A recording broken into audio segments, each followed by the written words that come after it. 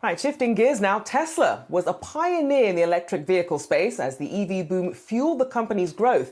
And with the hunger for EVs came the spread of electrification, now finding its way into the motorcycle arena.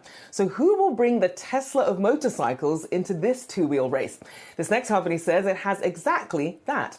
Joining us is Matt Chambers, CEO of Curtis Motorcycle Company. Thank you for joining us this morning. So when people think the Tesla of something, people have some different feelings about Tesla. Obviously, a very innovative company, have a very charismatic leader as well. Where do the comparisons between what you're doing with electrification of motorcycles and Tesla, where do they begin and end?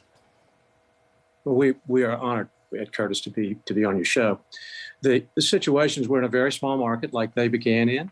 And only 63 motorcycles were delivered by Harley, which would essentially be, I presume, the biggest one today.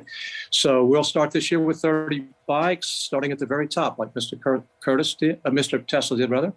Our bikes are very expensive, like his initial Roadster was, $120,000 and above. And then we'll work our way down. We've got superior technology. He was the first to use the skateboard architecture and electrification for the automobile.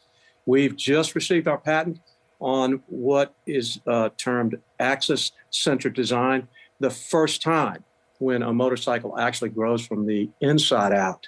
Motorcycles have always been a motorized bicycle, and then in electric, they've taken the petrol-fired motor package out and put in electrification. At Curtis, we start with an axle through the center of the motor, frame the symmetry of the motorcycle first, and create this glorious, beautiful outcome. So we feel like we've got the edge on technology, on form. We have a great brand. We have a small band of enthusiasts, and we have perfect timing because we're coming into a very small market, projected to grow to hundreds of billions of dollars in the near term.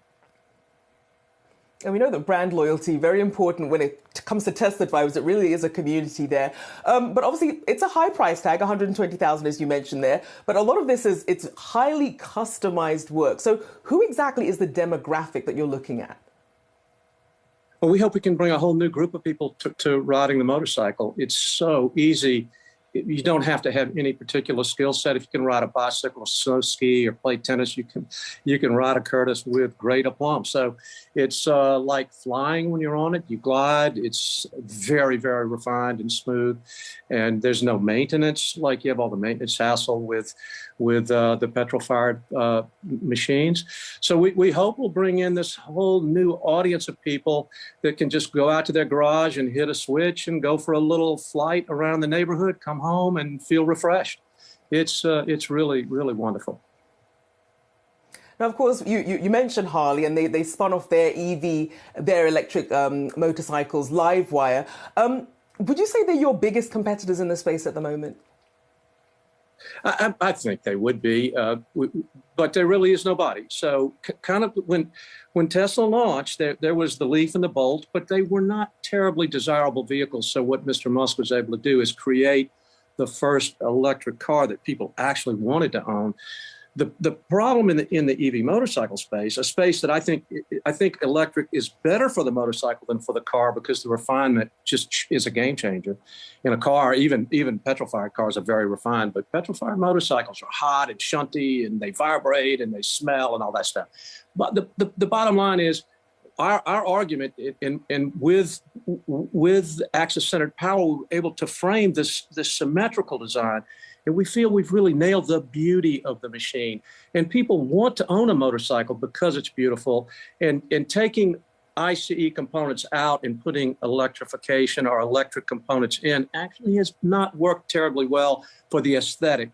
And of course, we want the bike to ride like it looks, and we believe that it has beautiful control. The balance is just a little bit better when you ride the Curtis than on any other motorcycle I've ever been on.